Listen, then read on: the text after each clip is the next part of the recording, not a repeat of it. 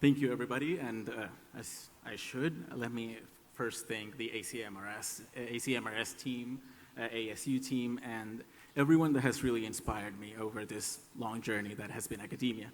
I came to Race Before Race for the first time last year as a grad student, and this was instrumental in so many ways that all of you, of course, don't know, but I credit you in my academic successes, okay?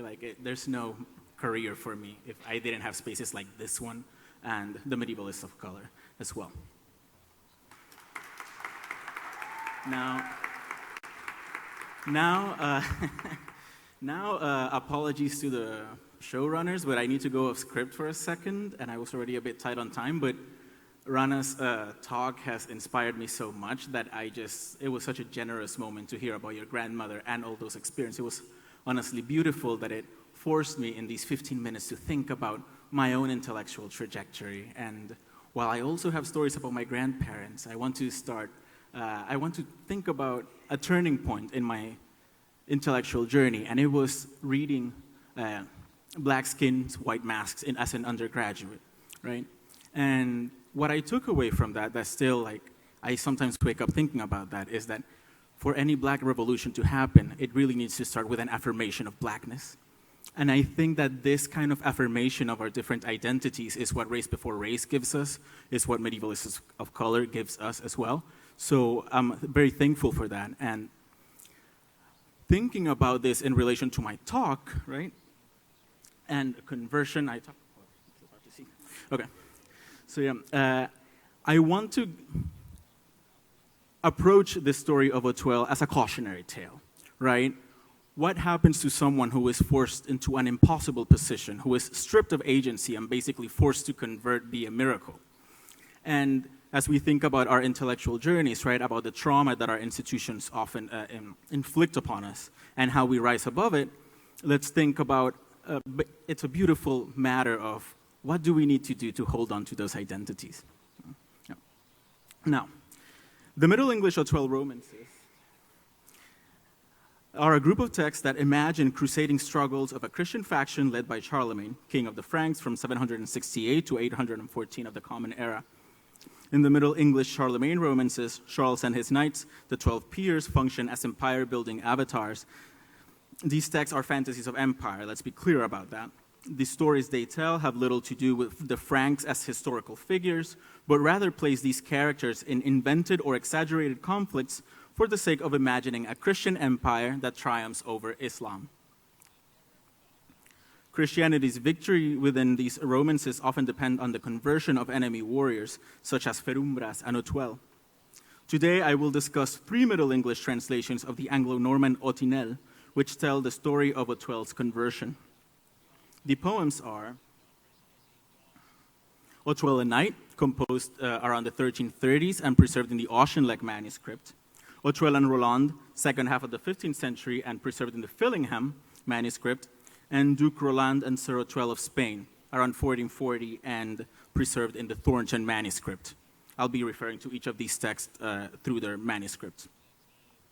Specifically, I want to discuss how the possibility of conversion destabilizes assertions of a Franco-Christian collective identity in these texts, and how race emerges as the category of identity that restabilizes this collective ethos. Now, allow me a summary.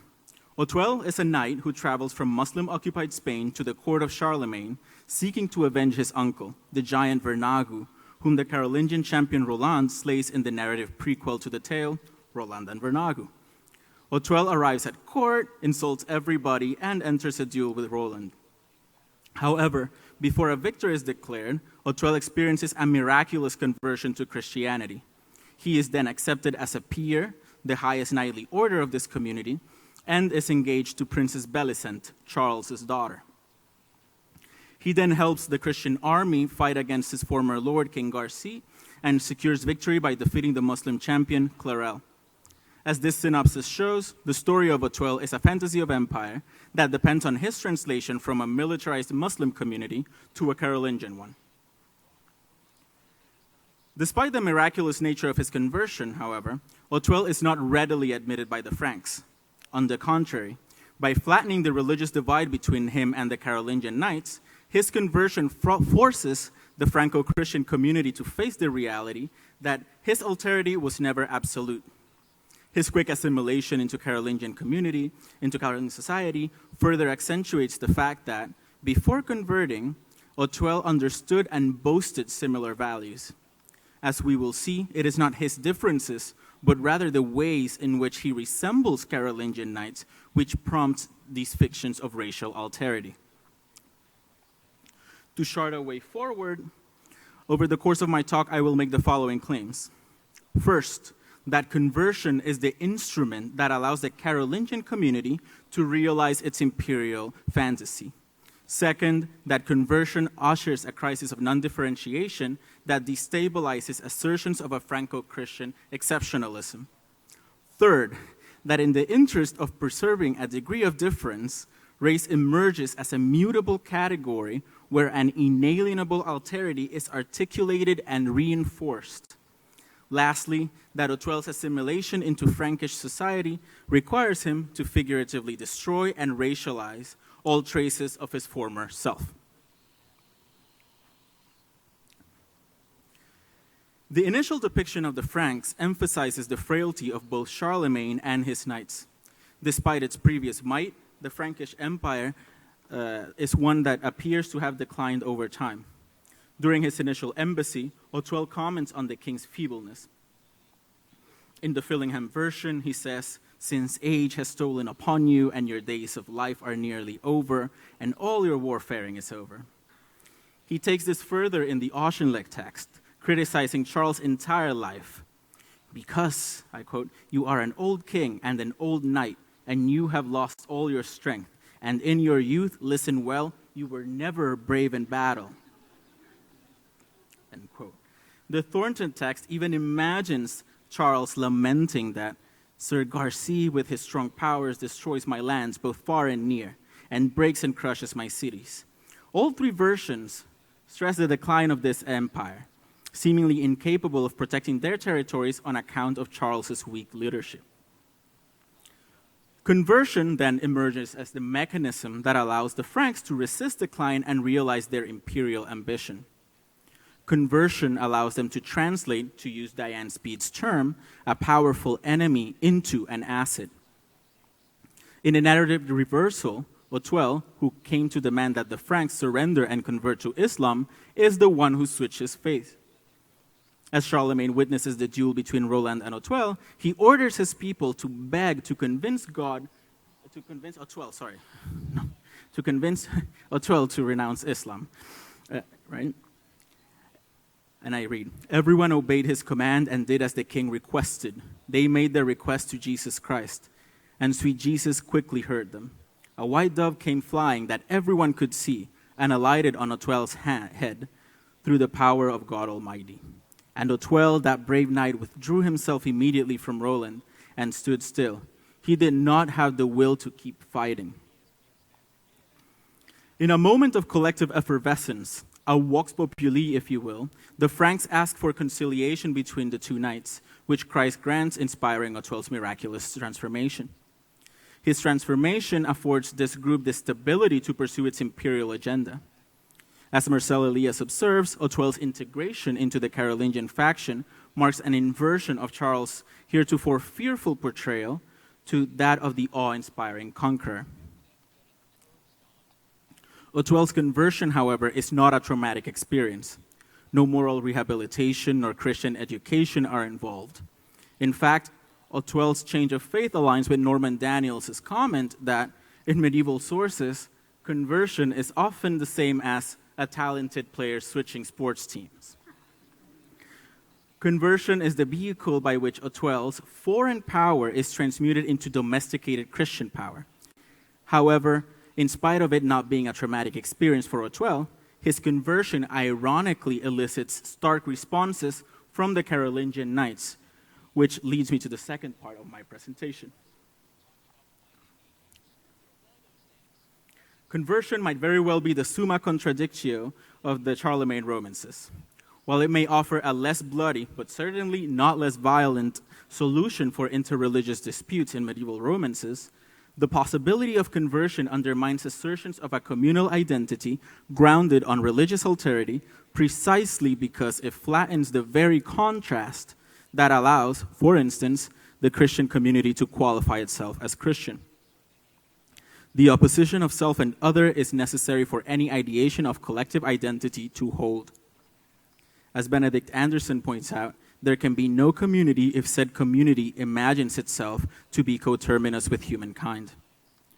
The first step to define a communal identity, then, is to establish boundaries that separate those who belong from those who do not. In the words of Sharon Kinoshita, I quote, "If the possibility of conversion is held open, then any sense of identity which depends on the opposition between self and other is intrinsically unstable." End quote.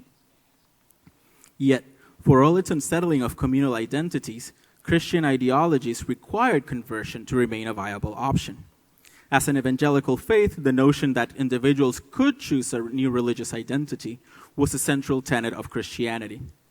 Thus, instead of evincing the contradictions behind conversion, medieval Christian sources ensure its legitimacy by substituting religious difference for another index of difference in an almost indetectable sleight of hand.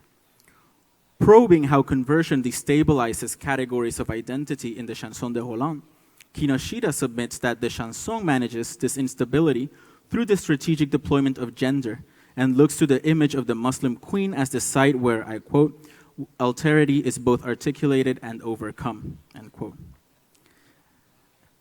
Emily Hulick Ritchie has similarly argued that in the Sultan of Babylon, another Charlemagne romance, analogous identitarian imbalances caused by conversion are addressed through the Muslim princess Floripas. Race, I argue, is the index of identity where an irreducible alterity is created and reinforced in the Otuel romances. From the beginning of the narrative, Otuel shows significant similarities with the Frankish knights. Prior to his conversion, Otuel's performance is on par with that of the Franks. He seems to practice an identical fighting style to Roland. Both agree on what suitable remuneration for military service looks like. They observe the same criteria when evaluating the social standing of others.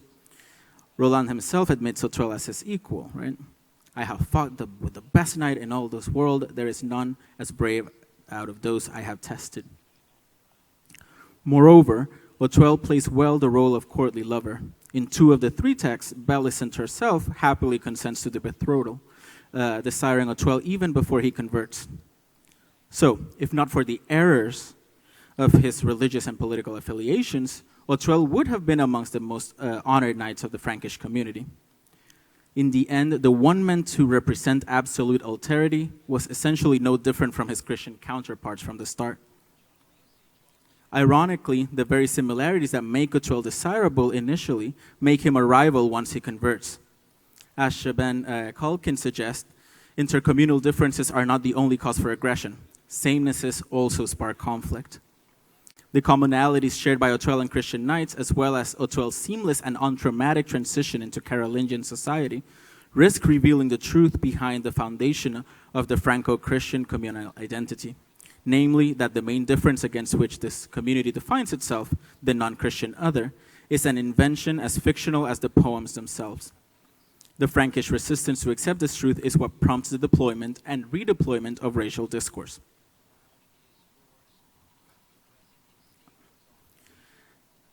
As we might expect from contemporary manifestations of racial thinking, the first signs of Otuel's racialization are attached to his body. The initial descriptions of Otuel demonstrate how he is first inserted into a racial matrix, to borrow Noemi Ndiaye's rich term, by pointing to several ways in which his body diverges from the norm. During his embassy to the Frankish court, Otuel's wildly changing physiognomy is remarked upon. He stood up and was angry, looking as if he were mad. Moreover, the Thornton text states that he rolled his eyes up and down and behaved as a wild lion. Sources like the pseudo-Aristotelian Secretum Secretorum, widely popular in the Middle Ages, links the rolling of the eyes with extreme madness, attesting to the intersectionality of considerations of race with those of disability. Now, it is undeniable that the rolling of the eyes and pronounced somatic responses are recurrent motifs in medieval romances. But in Otuel's case, they are unambiguously connected to his Muslim identity. I quote, he rolled his eyes up and down and swore by great Mahoon, right? It's something he does while he's praying. Interestingly, however, Otuel never rolls his eyes after he converts, suggesting that this change of faith affects his body as well. Philippa Hardman observes that whilst no Christian does anything comparable in this poem, similar rolling of the eyes is discernible among other giants, linking Otuel to a well-attested tradition of imagined Muslim monstrosity. This connection is reinforced by Otuel's kinship with Vernagu, the giant from the narrative prequel to the story.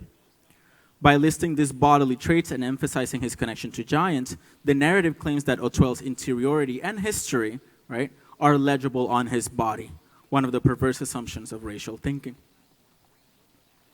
Conversion, then, marks a fundamental change that purges Otuel's body of whatever bodily traits designated him as divergent. As Geraldine Heng observes, in medieval literature, conversion repeatedly has the power to interfere and ontologically rewrite physical matter. A well-known example of this occurs in The King of Tars, where the skin of the Sultan of Damascus, described as black and loathly, miraculously turns white after he converts and he is baptized. With conversion marking a fundamental change for Otuel, his body shifts to reflect that change in the short time span between his embassy to the Carolingian court and the renewed campaign against Muslim Spain. Now, as the former Muslim champion, he should have been recognizable to other Muslim soldiers. Yet when Clarel meets Otuel, to whom he not only knew before, but is related to by blood, he does not recognize him, confirming that a corporeal transformation has, in fact, occurred. Yet, instead of inspiring acceptance from the Franks, this development only impels racial discourse to adapt, right? So after Otuel's body is transformed, or perhaps because of it, he is inducted into the upper echelons of Frankish society as a peer. But his new status provokes feelings of uncertainty among the senior knights.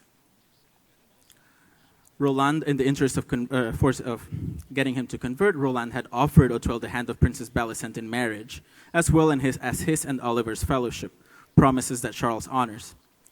But by marrying Bellicent, Otuel would effectively have become heir to Charles's throne.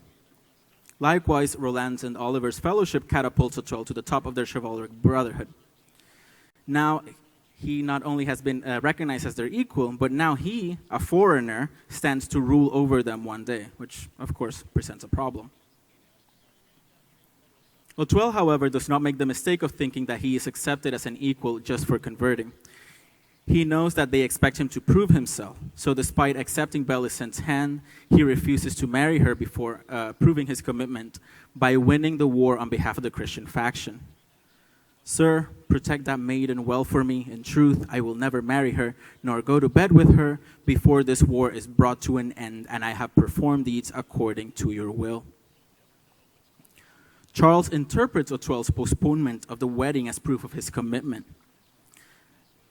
Now I see that you love me well, and as I believe, so must I love you. You will not waste your love on me. His seamless transition into this community, coupled with the Charles's appreciation, present Otuel in a troubling light to the peers, since now they must contend with him for renown, honor, and royal favor. The anxiety felt by the peers is discernible through the rash actions of Roland, Oliver, and Ogier. These three knights sneak out of camp one day to go kill enemies on the Muslim side of the river. Overcome by superior numbers, of course, they must retreat, and Ogier is captured. But although Roland had promised Otuel fellowship, he leaves the newly converted knight behind. Before riding to their aid, Otuel accuses them of acting out of envy. Roland, Oliver, and Ogier the Strong, over the water all three have gone for envy of me, seeking where they may go to perform brave deeds among the brave Saracens, so that I may be held a coward. In a textbook example of competitive disunity, the knights seek to accrue more honor than Otuel. As often happens nowadays in public discourse against immigrants and refugees worldwide, the peers feared that Otuel will claim resources that they believe to be rightfully theirs. And yet, Marcel Elias discusses how the pride and envy of Roland and company threaten to unravel Carolingian society. And in the end, the plot twist is that Otuel himself, who was excluded, is the one who has to go right and save them, right? Yet, again, he's still not accepted. He must still do more. The standard Otuel is expected to meet keeps shifting, each time higher than before. In this, to think through this, I found Jeffrey Jerome Cohen's words useful, right? Although, and I quote, "Although it may seem an impermeable boundary, solid and constraining, timeless and natural, over time, race tends to be elastic, altering its contours as its demarcative power is adapted to specific uses." End quote. Otuel is presented with trial after trial wherein he must prove himself. Beyond leading the attack against the Muslims, Otuel is imagined brutalizing his kin, right? Sir Otuel, that noble man, ran to his own cousin. He strikes the Duke Balame. This documents a complete reversal since Otuel originally journeys to Charlemagne's court seeking revenge for the slaying of his uncle. Otuel is all too ready to undermine the non-Christian patrilineage from which he sprung. He becomes natally alienated in the sense that he renounces all claims to his original family and ancestors, and yet he must do more. To complete his assimilation into Carolingian society, Otuel must figuratively destroy himself. The narrative stages this destruction of the self through the opposition of Otuel and Clarel, who claimed Otuel's former position as champion of the Muslim army. Clarel functions as Otuel's double. The two names rhyme. Like Otuel, Clarel upholds a similar chivalric system of values. And like Otuel, Clarel stands next in line to King Garci because he's engaged to Princess Enfemie.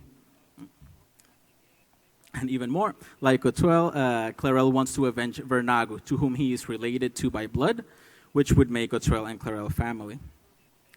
Clarel's portrayal, though, complicates long-standing approaches to Muslim knights who convert in medieval romances.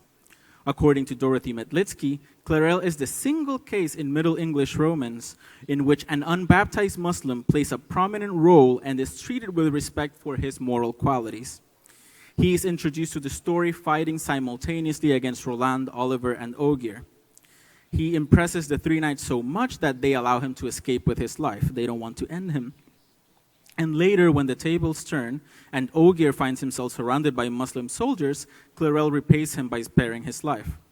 Because Ogier had saved him that time, among those Muslims of great pride, he did Ogier a great honor.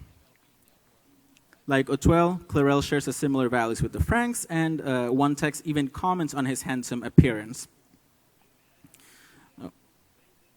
Nevertheless, within this fiction where collective desire for an enemy's conversion has already yielded results in Otuel's case, the Franks never wish for Clarel's conversion.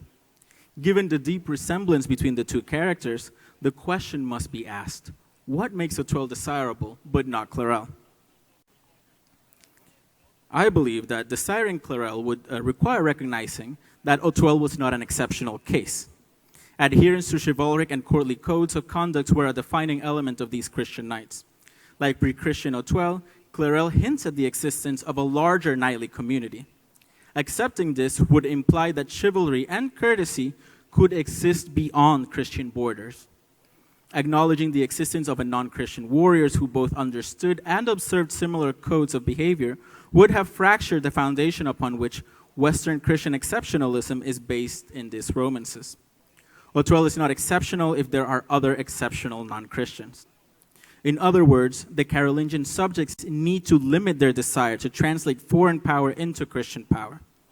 If through conversion all the Muslims in the narrative held the potential to join Franco-Christian society and thrive, like Otuel, then arguments for their destruction and exploitation could easily be debunked. Thus, Otuel's final test to be accepted is to humiliate and eliminate the warrior who threatened his exceptional status.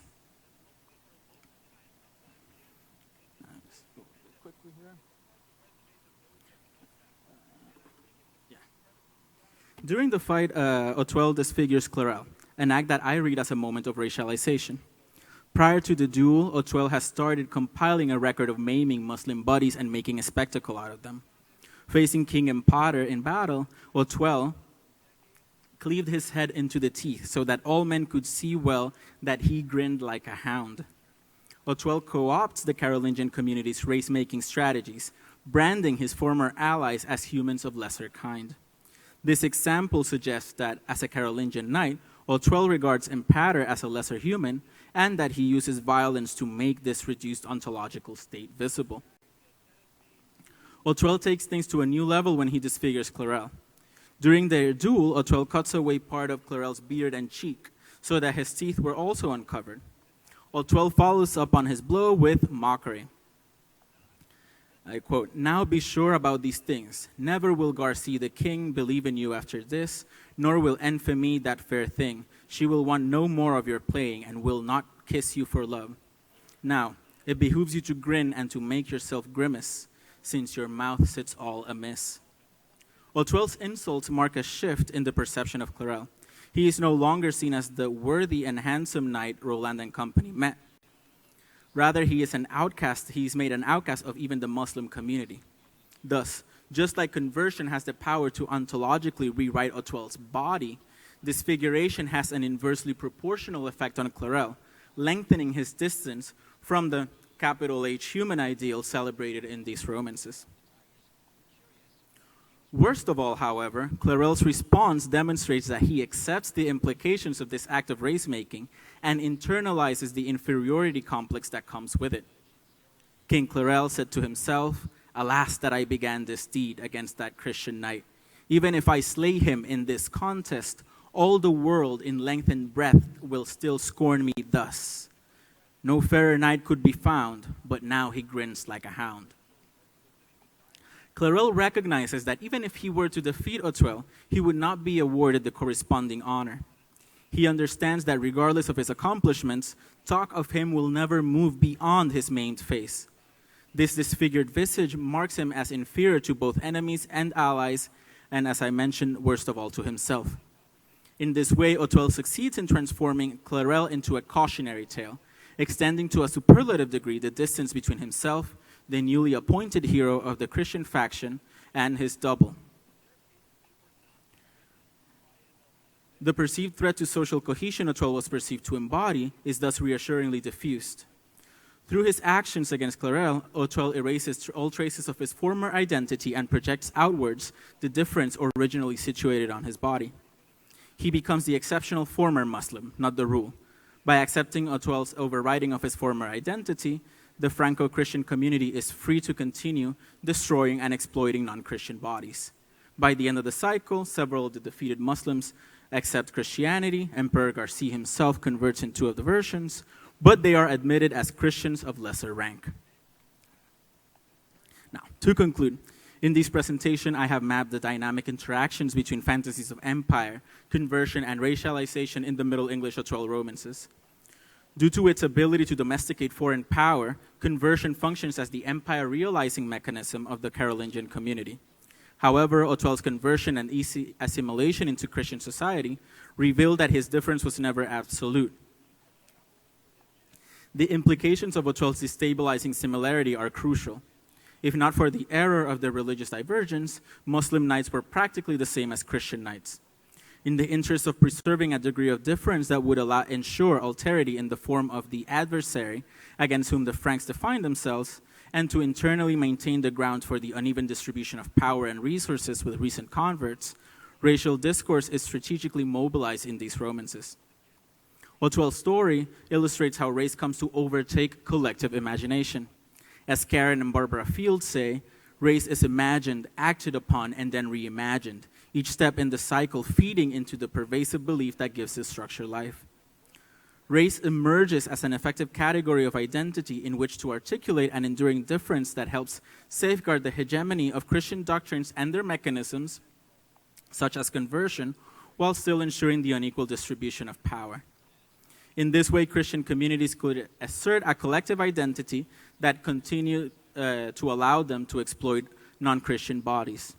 Otuel's racialization works so well that he becomes complicit in it.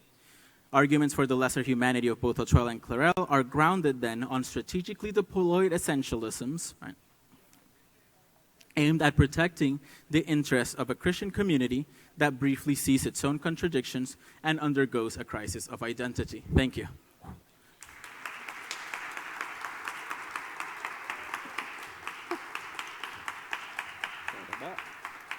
Thank you so much for that wonderful paper. We open things up for questions. Yes. Brilliant. I have one of the things that I'm pleased to see is the romance making its way back into our conversation, all right?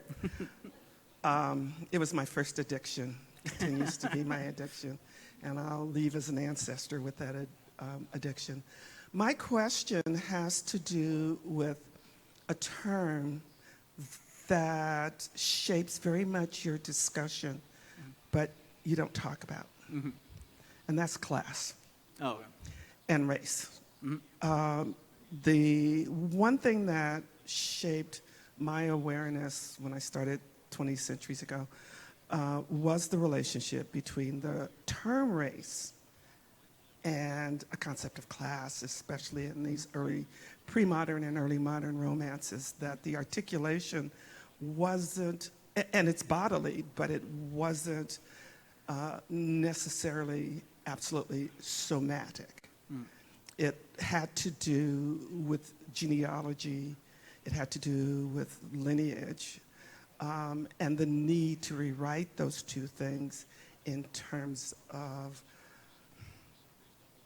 articulation between bodies. So I'm wondering if maybe you could talk a little bit about that, and don't you dare take a picture of me, Leah. You can, I give you permission to do anything.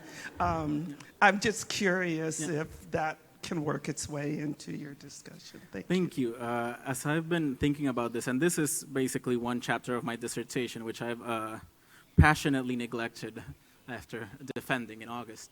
But I think that the more I think about it, the word night definitely worked its way much more into this version of the paper than originally, because just as you say, like the common ground that allows for intelligibility between the Frankish champions and Otuel, even though he's a foreigner, is the fact that he's a knight, that he exercises similar fighting mechanisms, that they kind of observe the same social markers to evaluate other people, right?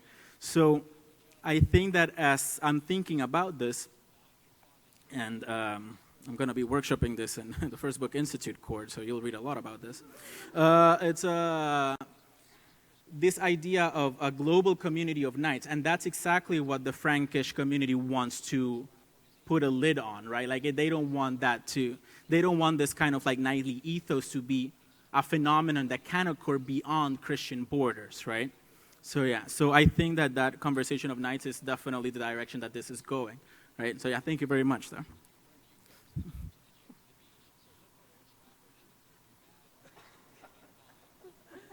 Thanks. I'm hoping the microphone won't ding, but this was a brilliant paper, and the entire time you were talking about the exceptionalism and how Otuel was kind of constructed into this exceptional minority figure. I just thought all scholars of color should be reading these romances to understand how the system will try and pit us against each other. And I was wondering if there's a way for you that you wanted to draw some connections to how we're operating today. Thank you. Definitely, right? I think that while initially I was angry at Otuel, and I'm like, you're becoming part of the system, right? As I and he does, though. But as I'm rereading this, like, you go back to the conversion scene, and he does not will it, Like, he has zero agency in the entire process. It's a miracle that is brought about by collective prayer. Like, he's just fighting, He's seeking revenge. So he's stripped, and I think that this is extremely important, right? Because, one, it tells the Carolingian community, like, the question of whether his conversion was legitimate is thrown out the window because it was a miracle, right? Like, you cannot question a miracle if that's the game, it's that the rules you're playing by. But then, I think that in terms of resisting that allure, like, we have, I was teaching Dr. Faustus last semester, right? And the devil doesn't come like with horns and wings usually, right? Like we all get these Faustian deals in so many different shapes or forms at our own institutions, right? And it falls to us to identify those traps and avoid them. And I think that Otuel didn't avoid that pitfall, but maybe we can do better, right? Like, yeah, hopefully. Yeah.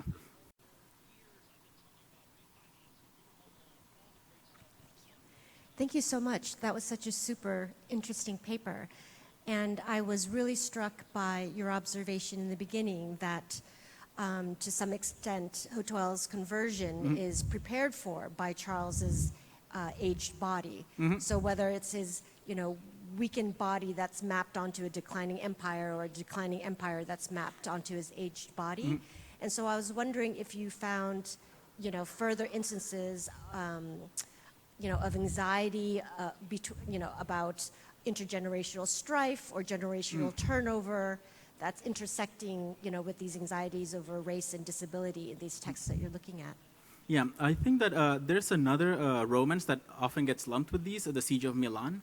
And in that one, you definitely get a more younger and stronger kind of like Charlemagne, right? So, yeah. But also the link between these five is, especially the Siege of Milan, seems to me like an outlier. But you have the same antagonist, so of course they must be connected. That's the argument. But yeah, I think that this kind of like stressing of decline of the Carolingian Empire and Charles's body as frail and weak, right, is something I haven't seen before. It's something that you don't even see in the narrative prequel in Roland and Vernagu, right, which is a different text, but if you look at the Auchinleck manuscript, right, like the Auchinleck manuscript in the 1330s has Roland and Vernagu and then is immediately followed by Otuel and Knight, right? So there was some sense, even if the poetics don't match up, the rhyme scheme is different, right, between Otuel and Knight and Roland and Vernagu, like there was some sense of bringing these two together. And that narrative prequel has Charles as still going out and leading the empire building himself, right? So yeah. So there is this kind of like feeble Charles is a stab that this particular story is doing. And what I find interesting is that even if it's three different texts with hundreds of years in between them, right, they all retain that degree of Charles's hold is weakening, definitely. So yeah, which I find interesting, yeah.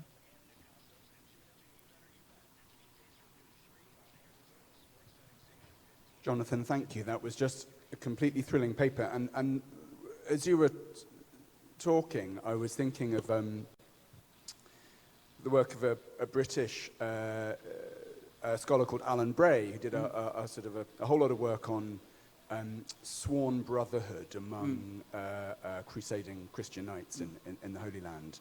And he particularly examines a tomb of a kind of sworn brotherhood / queer marriage of two knights who died together and were buried together as sort of spouses, essentially. Nice. And I was thinking about the way in which Otuel and Clarel are kind of characterized, and their sort of fairness and attractiveness is sort of stressed. And this issue about who is allowed into the community of converts and who isn't, and who is chosen for conversion and who isn't. And I'm wondering, is there also a sort of who is welcomed into the kind of homoerotic space of crusading knights and who isn't? And that kind of, and you had that wonderful phrase about sort of exploiting the bodies of the converted characters. And is there something as well about making those bodies available for homoerotic bonding in this sort of very kind of intense crusading space? Yeah, I think that's extremely interesting, right? And what I find perhaps along those lines, and I don't have a lot of thoughts about that, but I'm definitely thrilled to think more about that. It's something that I'm interested in thinking through, is that it's initially desire what drives him to will Otuel's conversion, right? A desire in whatever shape or form, right? Like because he's a good warrior, or because he looks nice. In two of the versions, the princess, right, like expresses like, oh, I want to marry that knight, even before conversion is on the table, right? Which is kind of radical because it's a Muslim that came to kill her father, right?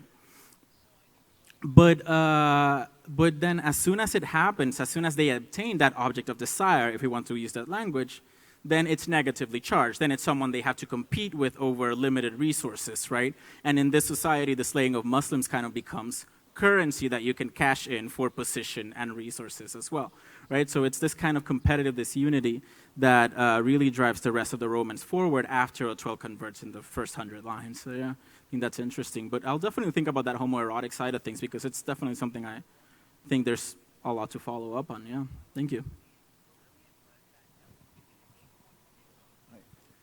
Yeah, thank you again for this. I was wondering about the other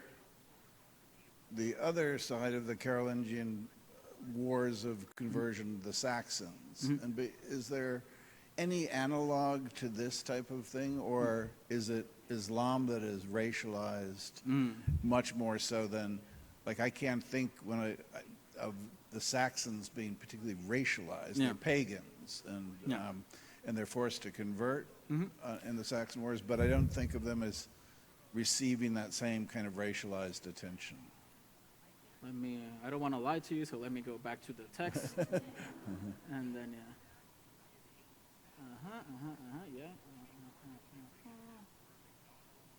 Yep, it's always Saracens.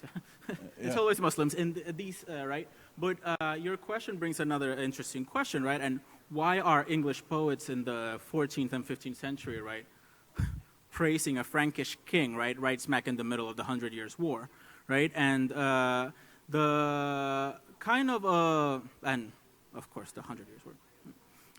But then the problem is that, this has been tackled by several scholars. Robert Worm, for example, then brings attention to the fact that there is very little information about the Frankish community itself, and that what these texts are celebrating are a kind of a supranational Christian community, right? Like one that envisions Western Christian kingdoms coming together in a way to fight against Islam. Yeah.